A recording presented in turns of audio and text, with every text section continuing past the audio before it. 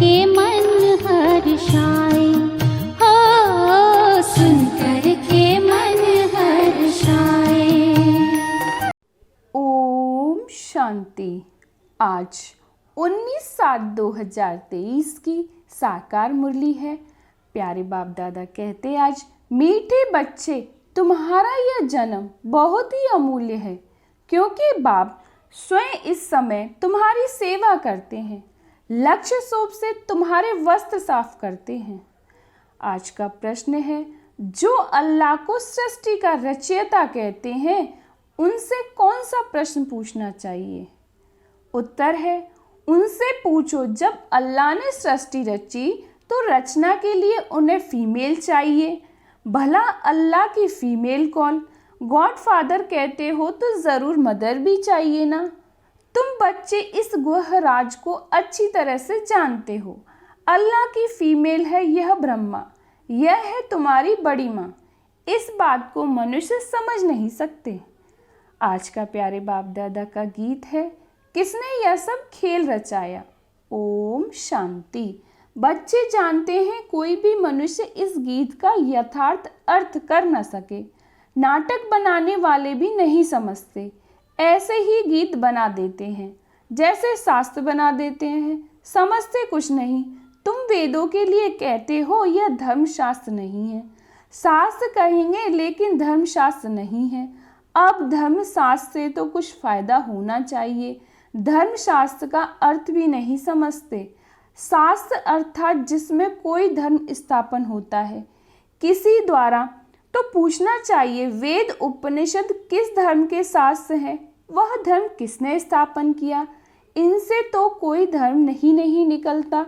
कौन कौन से धर्म है वह भी समझाया जाता है। जैसे झाड़ में मुख्य है थुर, तना, फिर बड़ी डाल, फिर छोटी छोटी टालियां निकलती हैं, तो बच्चों को समझाया जाता है। वह तो धर्मशास्त्र है, सर्वशास्त्रमयी शिरोमणि गीता, वह है थुर। उनके बाद बाकी सब ठहरे रचना। यह इस्लामी, बौद्धिक, कृषि आदि यह सब कल्प वृक्ष के टाल हैं। गीता में भी लिखा हुआ है मनुष्य सृष्टि का झाड़ है, तो यह झाड़ का राज बुद्धि में अभी बैठा है।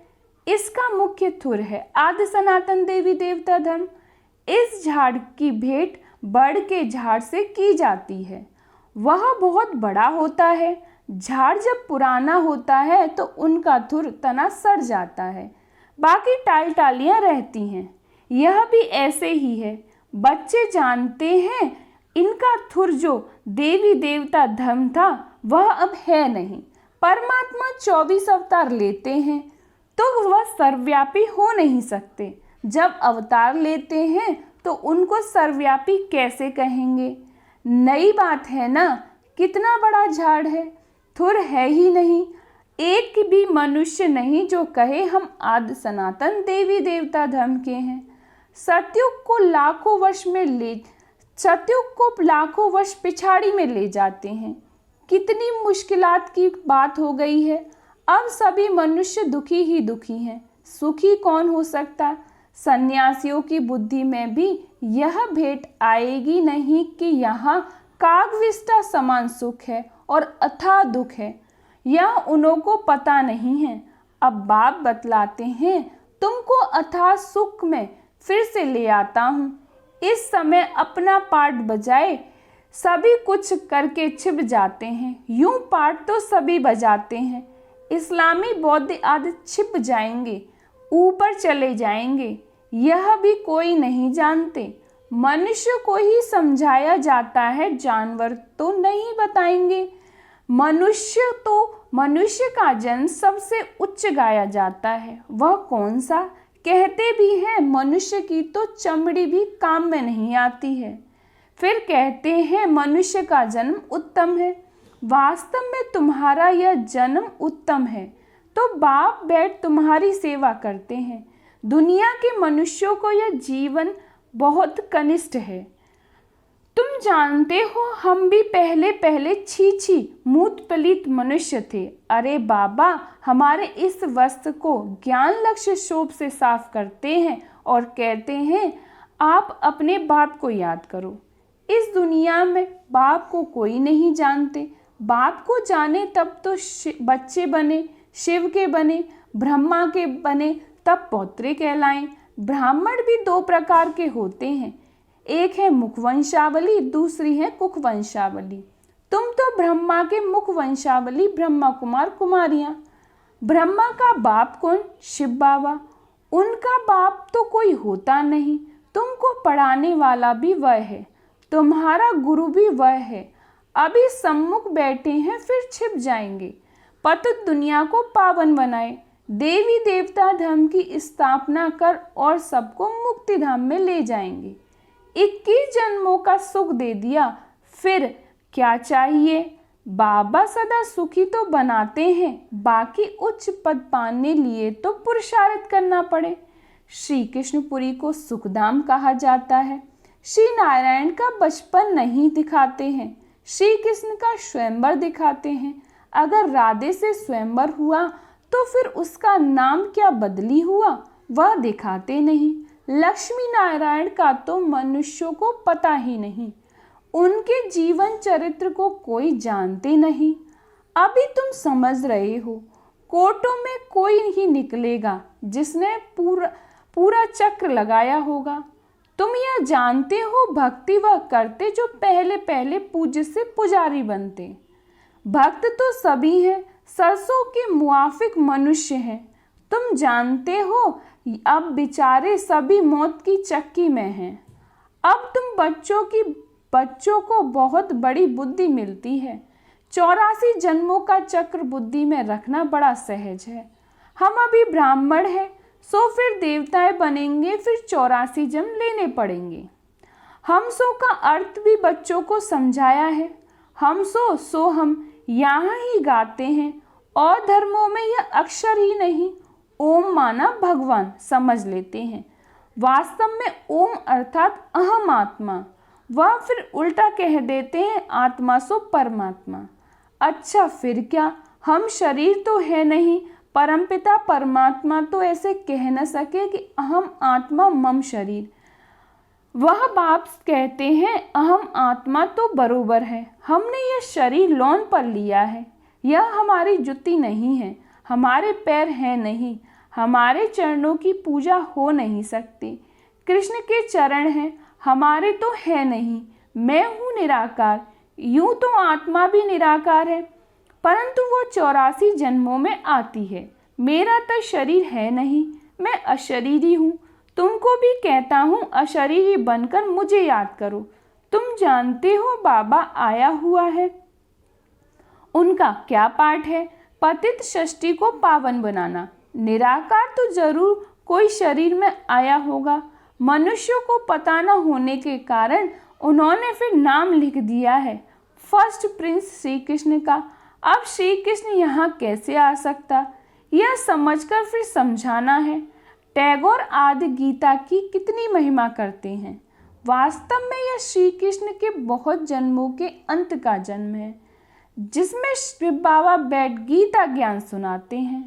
बाबा कहते हैं, मैं छोटे बच्चे के तन में कैसे बैठ सुनाऊंगा, जरूर अनुभवी रथ चाहिए। ड्रामा अनुसार हमारा यह रथ मुकर्रर है, ऐसे नहीं कि फिर दूसरे कल्प में मैं और रथ लूंगा। ब्रह्मा द्वारा ही स्थापना करेंगे।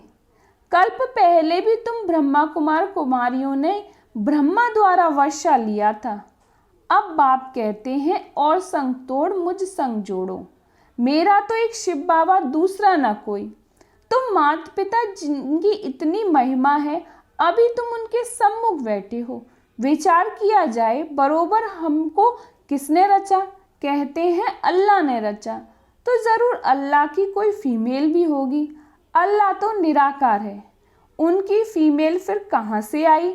तुम गॉड फादर कहते हो तो हमेशा रचता होता है।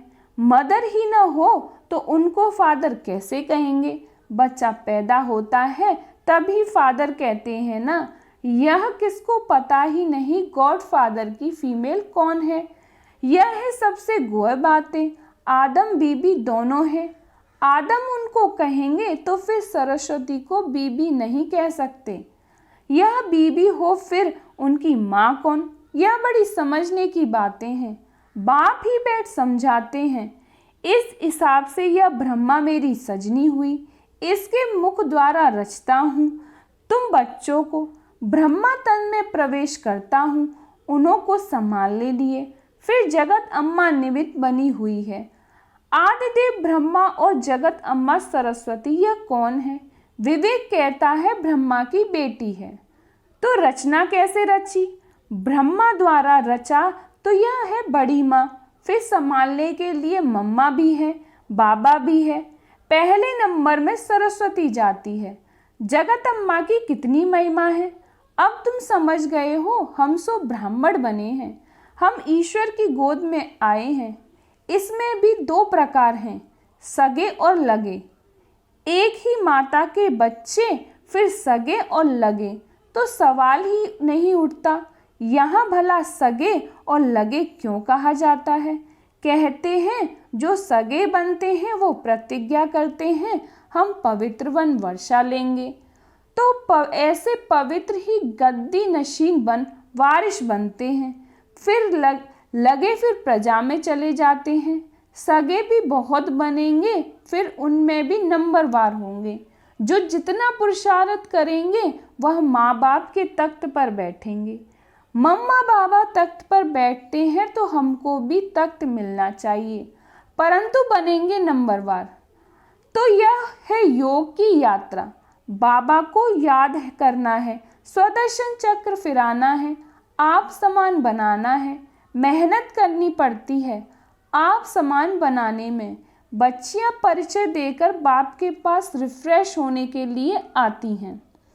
बाबा देखते हैं कौन कौन बाप से पूरा वर्षा लेंगे और सब तरफ से ममतत्व मिटाए एक तरफ लगाएंगे।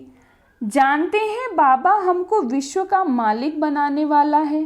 बाप कहते हैं हम तुमको स्वर्ग का मालिक बनाएंगे, फिर चाहे सूर्यवंशी चाहे चंद्रवंशी बनो। तो बाप अपने आप सब कुछ कर रहे हैं, फिर छिप जाएंगे। घड़ी घड़ी अवतार तो लेते नहीं, उनको अपना शरीर ही नहीं है, वह एक ही बार आते हैं। तुम तो घड़ी घड़ी एक चोला छोड़ दूसरा लेते रहते हो। मैं पुनर्जन्म में आता नहीं हूँ, अच्छी रीत समझ जाते हैं। आगे यह बातें बुद्धि में नहीं थी। अनायास घर बैठे रास्ते जाते बाबा ने प्रवेश कर लिया। फिर मालूम पड़ा अब दिन प्रतिदिन यह बातें बुद्धि में बैठती जाती हैं। कहते हैं ना हम 7 दिन का बच्चा हूँ, 2 मास का बच्चा हूँ। यह ज्ञान तो सेकंड में भी मिल सकता है। कितने बच्चे हैं और कोई सत्संग नहीं होगा जहाँ इतने बच्चे होंगे। प्रजापिता ब्रह्मा और जगत अम्मा भी बाप के बेटे बेटी हैं, न कि मेल फीमेल। मेल फीमेल इतने बच्चे कैसे पैदा करेंगे? कुख वंशावली की तो बात ही नहीं। जिन्होंने कल पहले माता पिता का बनकर वर्षा पाया वही आते रहते हैं। कलम लगती रहती है, बगीचा है ना। अभी देवी देवता धर्म के फूल तो है नहीं, बाकी जब जैसे कांटे हैं चुभते हैं। यह कांटों की दुनिया है। बाप आकर कांटों से कली कली से फूल बनाते हैं। श्रीमत पर नहीं चलते तो फिर गिर पड़ते हैं। बाबा समझाते हैं यह विकारों में गिर पड़ा। अभी तुम पतित से पावन बन रहे हो। बापू गांधी भी पतित पावन को याद करते थे, चाहते थे वर्ल्ड ऑलमाइटी अथॉरिटी का राज्य हो। सो तो बाप ही स्थापन करेंगे। तुम जानते हो अब हमको कंसपुरी से कृष्णपुरी में जाना है। भारत में सतयुग था, लक्ष्मी नारायण का राज्य था। 5000 वर्ष की बात है। 5000 वर्ष से पुरानी चीज कोई होती नहीं। लाखों वर्ष की तो कोई चीज रह न सके। देखो तुम बूढ़ी माताएं गुड़गांव से आई हो, माता पिता पास जिनसे वर्षा मिलना है। बाप बुढ़ियों को देख खुश होते हैं। 5000 वर्ष पहले भी आकर वर्षा लिया था। सारा मर्दार पुरुषार्थ पर है। तुम बुढ़ियाएं इतना ज्ञान उठा नहीं सकती। यह दादा बूढ़ा तो बहुत अच्छा पढ़ता है। तुम समझती हो जवान सरस्वती माँ अच्छी पढ़ती है। अरे यह तो ब्रह्मपुत्र नदी है, यह तो जरूर जास्ती पढ़ते होंगे ना। यह बूढ़ा सबसे तीखा है। वह तो फिर भी बेटी हो गई, बुढ़ियों के लिए भी बहुत सहज। बाबा को याद करते रहो। ओहो शिव बाबा, कुर्बान जाऊं, आप तो सुखधाम ले जाते हो। बस ऐसे खुशी में रहो तो भी बेड़ा पार है। हमेशा समझो शिव बाबा समझाते हैं, इनको छोड़ दो। ऐसे ही समझो शिव बाबा सुनाते हैं, तो बुद्धि योग शिव बाबा पास जाने से विकर्म विनाश होंगे। मम्मा भी शिव बाबा से सुनकर सुनाती है। सदैव एक शिव बाबा की याद रहे तो विकर्म विनाश होते रहेंगे। अच्छा मीठे मीठे सिकीले बच्चों प्रति माता पिता बाप दादा का याद प्यार और गुड मॉर्निंग। रूहानी बाप की रूहानी बच्चों को नमस्ते। हम रूहानी बच्चों की रूहानी बाप दादा को याद प्यार और नमस्ते नमस्ते नमस्ते। शुक्रिया बाबा, शुक्रिया बाबा, शुक्रिया बाबा। आज धारणा के लिए मुख्य सार है। पहली पॉइंट है, गद्दी नशीन पक्का वारिश बनने के लिए पवित्रता की प्रतिज्ञा कर सच्चा बच्चा, सगा बच्चा बनना है और संग तोड़ एक संग जोड़ना है। दूसरी पॉइंट है, बाप समान बनने की सेवा करनी है। कांटे में से कली, कली से फूल बनना और बनाना है। नए झाड़ की कलम लगानी है। आज का प्यारे बाप दादा का वरदान है, कर्मों की गुह गति के ज्ञाता बन, धर्मराजपुरी की सजाओ से बचने वाले विक्रमाजीत भव। कर्मों की गुह गति के ज्ञाता बन, धर्मराजपुरी की सजाओ से बचने वाले विक्रमाजीत भव। सजाओ के अनुभव को ही धर्मराजपुरी कहते हैं, बाकी धर्मराजपुरी कोई अलग स्थान नहीं है। लास्ट में अपने किए हुए पाप जमदूत के डरावने रूप में सामने आते हैं। उस समय पश्चाताप और वैराग्य की घड़ी होती है। छोटे छोटे पाप भी भूत की तरह लगते हैं। पश्चाताप की त्राही त्राही होती है। इसके लिए राज सजाओ की फीलिंग से बचने के लिए कर्मों की गुह गति के ज्ञाता बन, सदा श्रेष्ठ कर्म करो और विकर्माजीत बनो। आज का स्लोगन है, जो तन मन धन से बाप पर पूरा बलिहार जाते हैं वही गले का हार बनते हैं। जो तन मन धन से बाप पर पूरा बलिहार जाते हैं वही गले का हार बनते हैं। ओम शांति।